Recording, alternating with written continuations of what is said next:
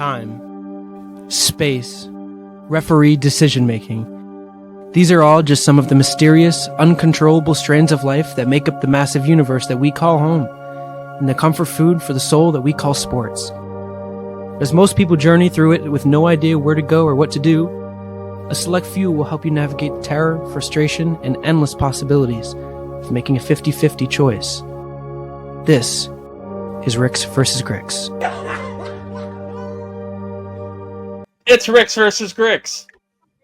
Because apparently sometimes you don't have your mic turned on.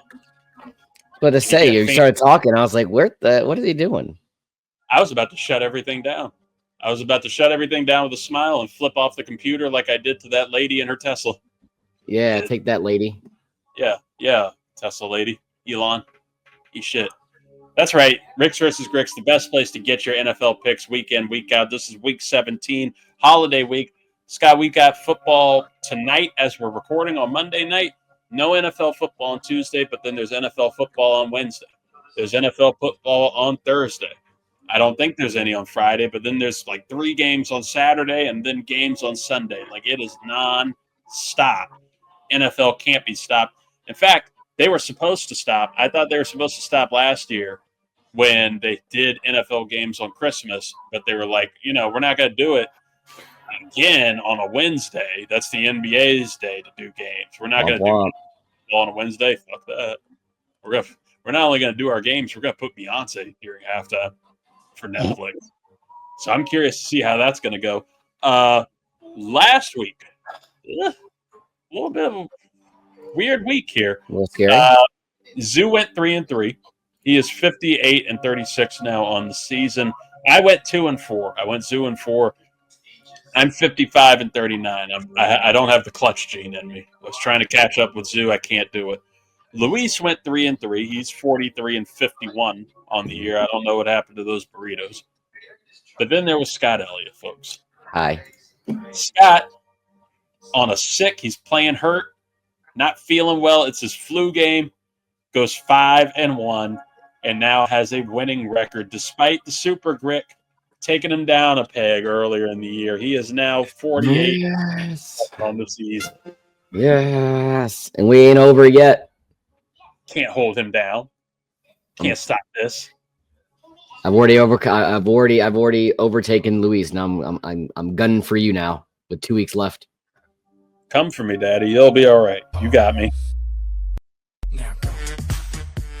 That was overt, and I'd like to apologize to the listening audience. No, don't apologize for that. Never apologize for who you are. In fact, I don't, and I'll double down. I won't even apologize for this.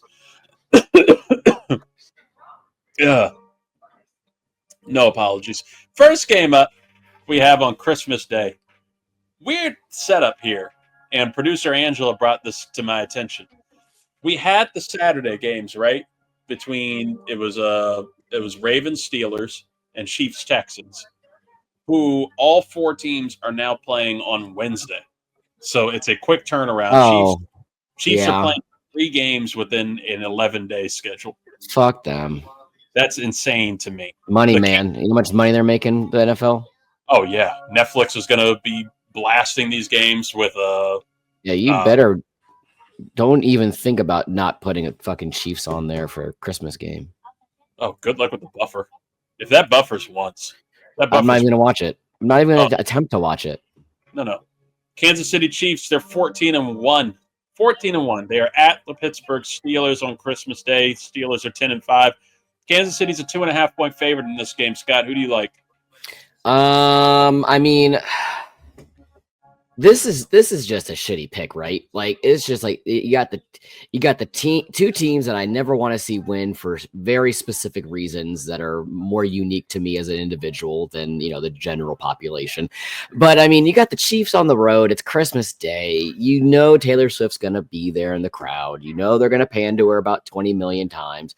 But the Steelers, they're doing exceptionally better than I thought.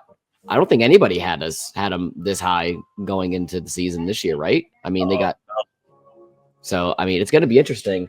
But I can't make this pick by myself. So you know what I'm going to be doing this week, Reid? Since I actually do have some helpers right now, I'm going to have my helpers make this pick for me. Who should I helper number one? Helper number one or helper? Santa's helper here. Santa's calling in his elves real quick to make these picks. Oh, we have guest pickers. Yeah, we're gonna have guest picker number one. Elf number one. Can I have you for a second? Who's that? You're elf number one. You're mistake number one. So you're elf number one. Who's that? Who's that?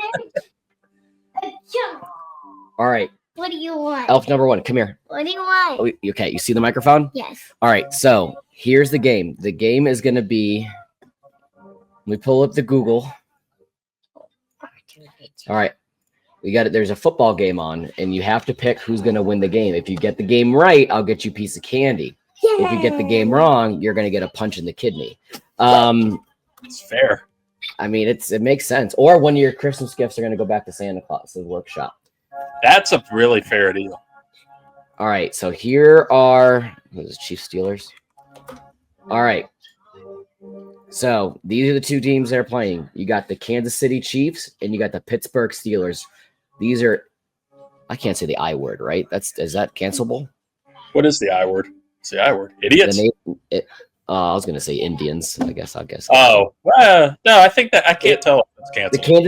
The Kansas City Chiefs are kind of like how the Screaming Man team for me, and then the Steelers are smelly people. Who do you want to win? That team or that team?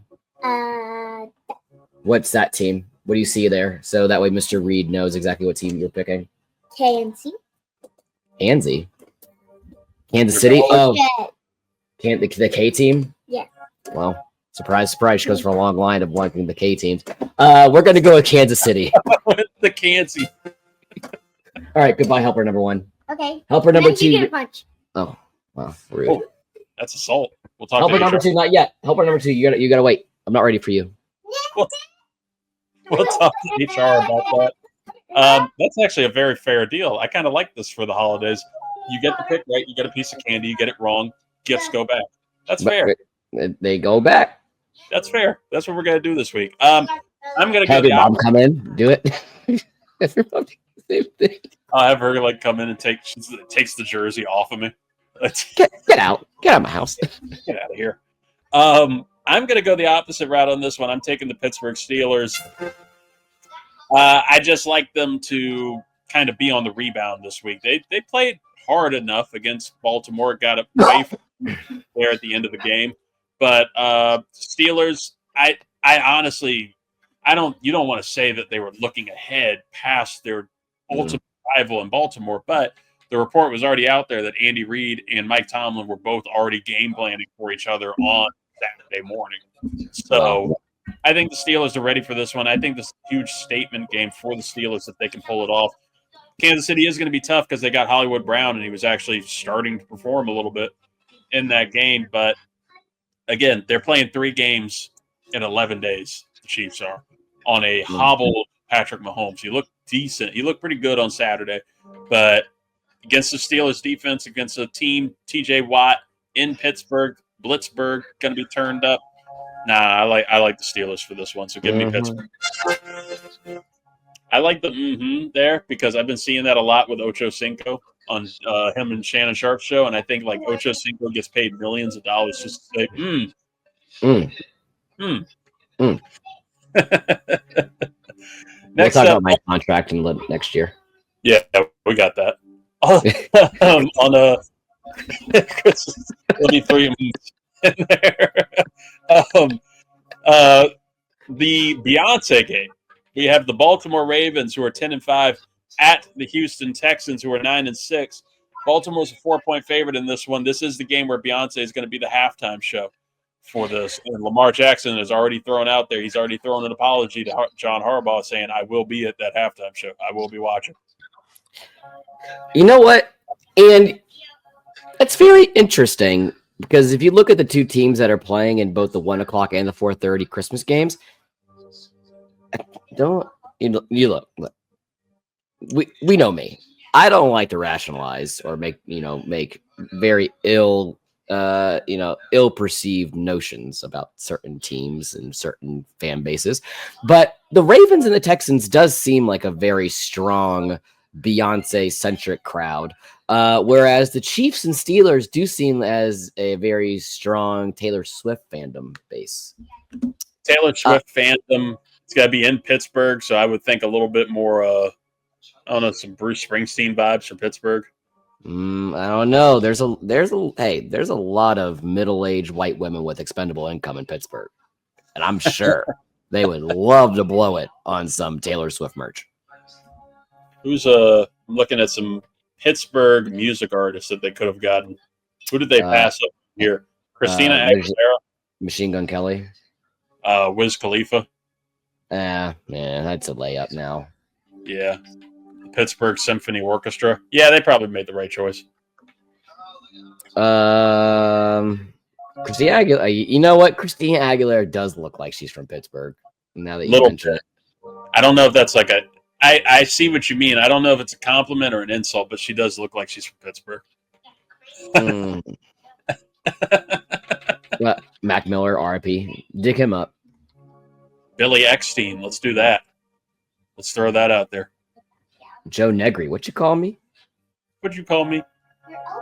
Dick LeBeau doing Beyonce covers? Oh, that I'd pay for at a holiday party. I'd pay for that in a second. But hey, the Houston game, the Beyonce game, Ravens at Texans. I'll go first on this one. Excuse me. Where I said what I said. Despite Beyonce being there and giving a little bit of life for, her Houston team and for that fan base, things just haven't been going. They're 9-6, but they just have not been going the way that you would like for Houston. I think they've looked like how we kind of predicted them to this season, where they're hitting some slumps here. They just lost Tank Dell to a brutal leg injury, which really sucks. They got Deontay Johnson off of waivers after he was cut. That's just an intel pickup. He's not going to play. He can't play for them. Ravens are turned up, and it's something I'll address with the Tuesday top 5 on the MVP rankings, and Lamar Jackson statistically having a better year than last season where he won MVP and looking like a better passer this season. Like he has been the MVP for that team along with Derrick Henry. Derrick Henry has helped, but Lamar is getting into his groove right now. That team, their defense, everything has started to gel. So I'm going to take the Baltimore Ravens in this one to keep up the momentum. Yeah, I mean, I don't think the Texans, and you hate to say it, on 9-6 team having a down year after last year. I mean, granted, some of their losses were teams like they lost to the Jets earlier on, and all the other teams other than that are, easily playoff caliber teams. But I think a lot of this has to do with what we saw, what happened last year with the Ravens, right? With all the injuries. I mean, this team, I feel like every week there's some new injury between, Tank Dell, Jimmy Ward's now down. He's on the injury. He got in the IR for a foot injury. Shaq Mason's questionable with the knee injury, but Will Anderson, he's questionable. But it's just, there's been so many people that have been just dropped throughout the year. I mean, Stephon Diggs went down before Halloween. I think a lot of people forget that Stephon Diggs is even there. Right. And it's just it's just one thing after another. And, CJ Stroud, he's still having a relatively decent year. I mean, he's 3,500 yards passing. What's he at? Yes. Plus 60 plus completion percentage, 1911. Yeah. I mean, he's pretty much on par for what he's been projected to do. I mean, last year, yeah, it is what it is, but the Ravens are it's just going to be very difficult to beat the Ravens. They are just riding on a momentum swing right now going into the playoffs. I really do firmly believe that Lamar is going to win the MVP race this year. But like I said, I can't make these picks, folks. I can't make them. As much as I would love to make them, I can't make them. Helper number 2. Can I have you for a second? He's a little slower. All right, come here, helper number 2. No. All right, here's the deal. Like I told helper number 1, the deal is you got to help me pick the winner of these games. If you pick this game and you win, that means you get a piece of candy. If you pick the team and they lose, then one of your presents has to go back to the North Pole. So here's who you have to pick. You got to pick this purple bird or this cow with a star for an eyeball. And you're giving us your best, like. And, I was to say, you got some like grudge. Can you like move your hair so I can see your face? Yeah. Okay. No, she's focused. She's locked in. So who are you doing? Can you say it with your words? What team is that? You don't know. What's it look like? Okay, goodbye. She's going with the Ravens. Take a toy away anyway. Get the toy out of there anyway. Yep, she went with Ravens. Okay. All right. Ravens is a fair one. This next one I think has to be for us, right? It's the Thursday night game. We never get to pick Thursday night games. We're going to do it anyway. It feels like a fuck you to Al Michaels a little bit to make him do this. We have the Seattle Seahawks who are 8-7 at the Chicago Bears who are 4-11. Seattle's a 3.5-point favorite on the road here. I'm taking the Seahawks.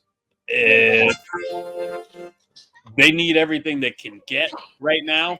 The playoff control is out of their hands now, with LA kind of taking over and dropping some important games. But they needed that win against Minnesota, couldn't get it. I think they can get it against the Bears team that somehow looks worse than Eberflus. So yeah, give me Seattle.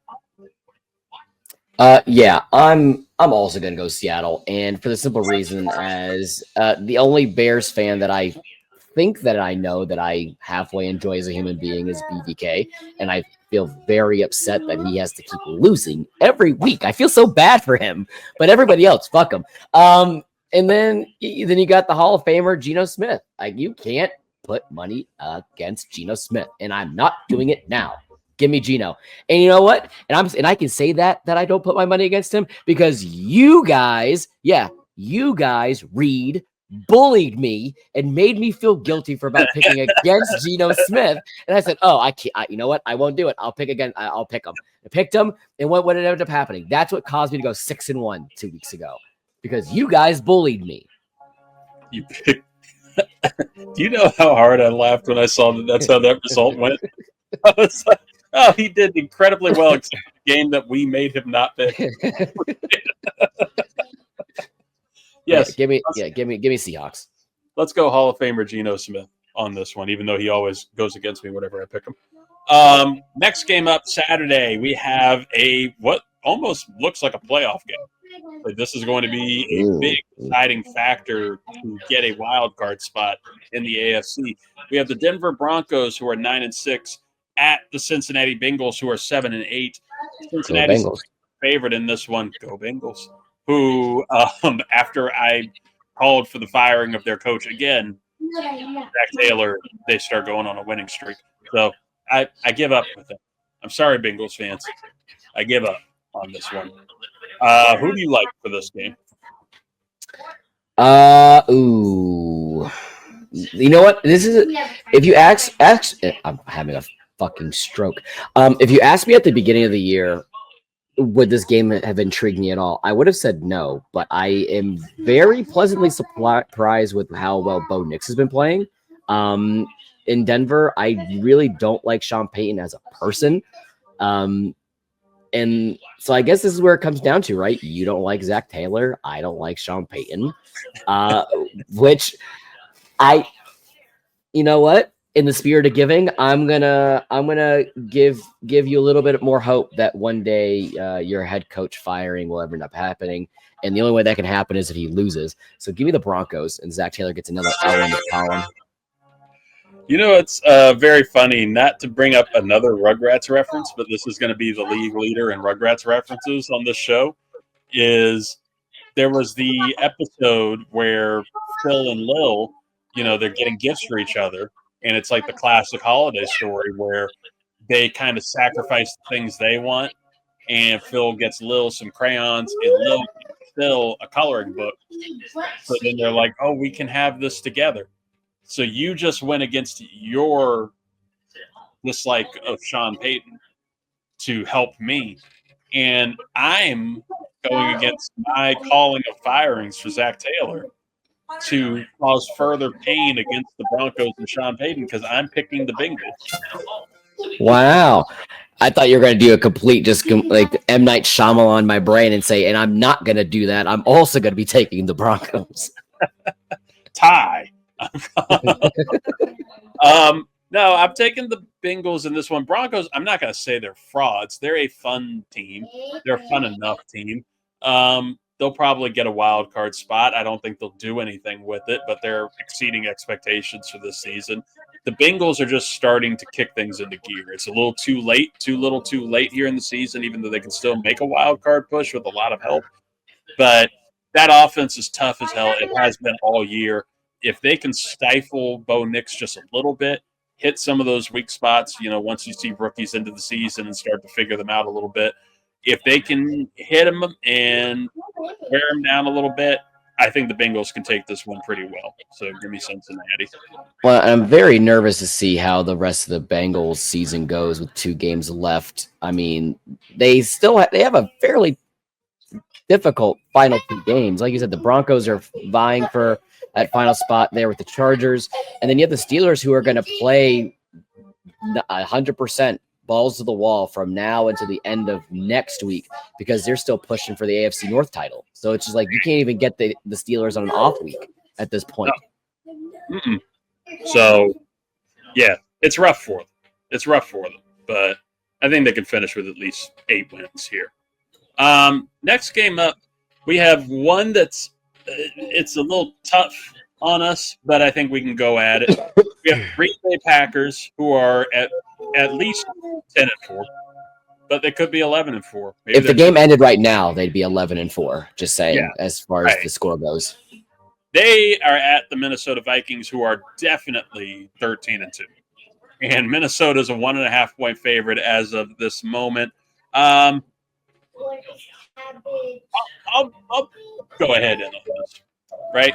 The Vikings are much, much better than I thought they were going to be. I think they're much, much better than I think anybody thought they were going to be. I love Sam Darnold. I've been a fan of Sam Darnold since he was at USC. I'm happy that he's having some success right now. I'm starting to trust him a little bit to at least make some type of playoff push. I don't know if they'll actually get to a Super Bowl. I think this is probably going to be more of like a Case Keenum with the Vikings moment that we're getting. But for this particular game, as tough as Minnesota is, as hard as they've been playing against everybody, I do like Green Bay. I've liked Green Bay this season. I've liked what they've been able to do. But, Scott, I'm going to give you something that I don't think you can argue against in this particular situation. And that is Jordan Love.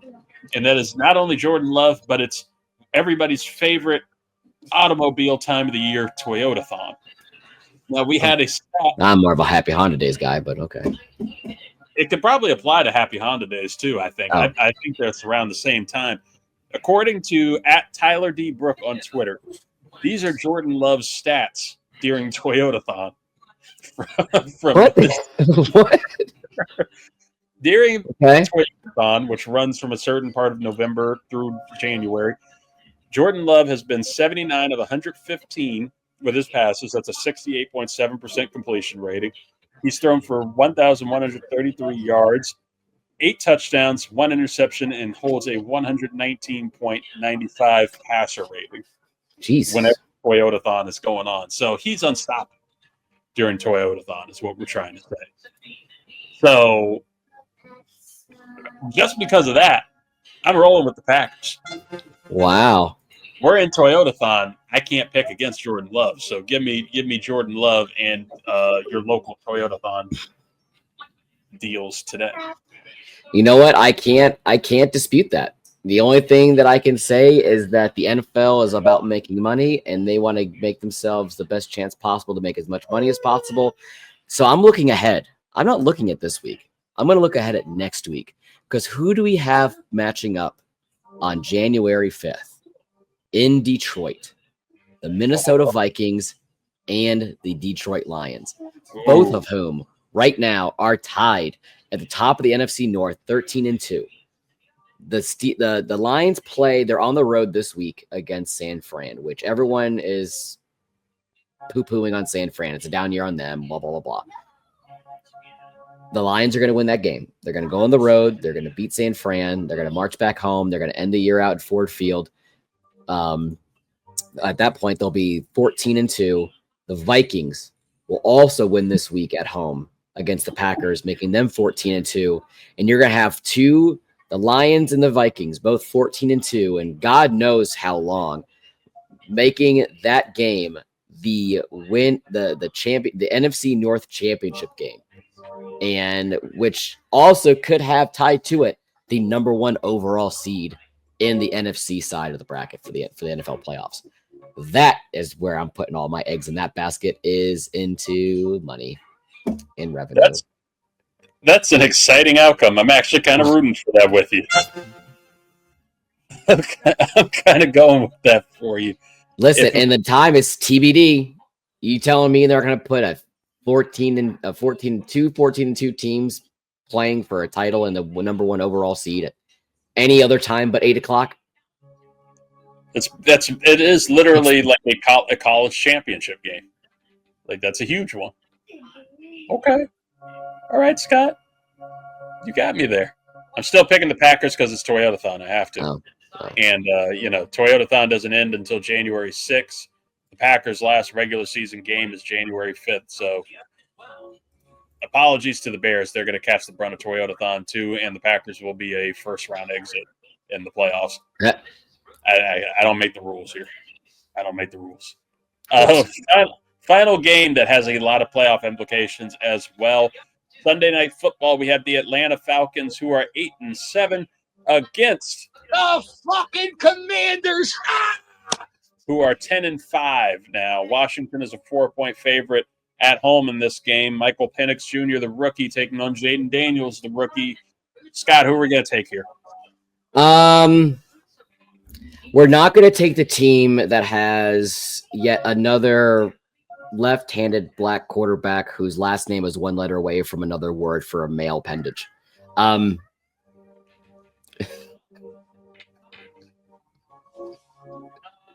That, folks, you just heard Reid's brain just explode. Huh. I never thought about that. Penix and Vic. Huh. You change 1 letter, it's another word. I'm trying to the same thing. Vic. Huh. Give me the Commanders, please. Because I need the Commanders to win. For one, to keep my hope alive that they do end up winning the NFC East, which they still can. They still can, because I want to run by a scenario to you for the final week of the season that I think could be the funniest thing the Eagles could do possible.